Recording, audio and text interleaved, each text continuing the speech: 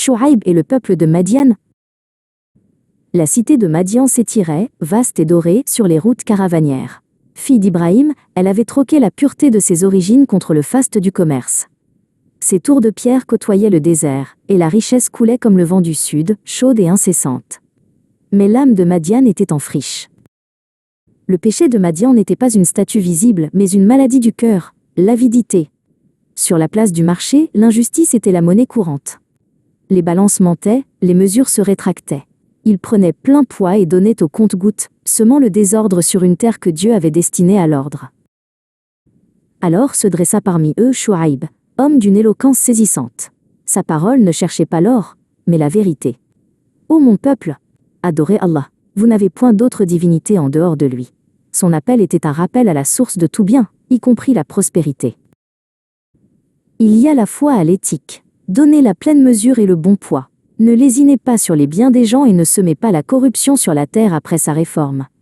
Chaque transaction était, à ses yeux, un acte d'adoration. L'injustice, une agression contre l'ordre divin.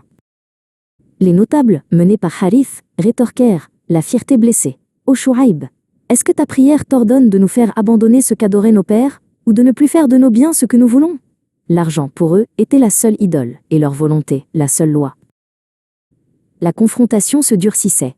Chouaïb continuait d'avertir, citant le sort de Had et de Thamud. Il leur annonçait qu'une prospérité mal acquise n'était qu'une illusion, vouée à l'effondrement. Seul un cœur pur et une main honnête pouvaient bâtir une communauté durable. Le peuple de Madian le menaça de lapidation, puis d'expulsion. Ils refusèrent de reconnaître l'indissociabilité de la foi et de l'éthique économique.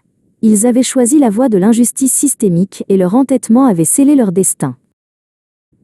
Alors que Chouaïb plaçait sa confiance totale en Allah, le décret fut donné. La terre, qui avait soutenu leur richesse, commença à gronder. Une fine, puis une large, fissure, déchira la place du marché, faisant basculer les balances et s'écrouler les étals.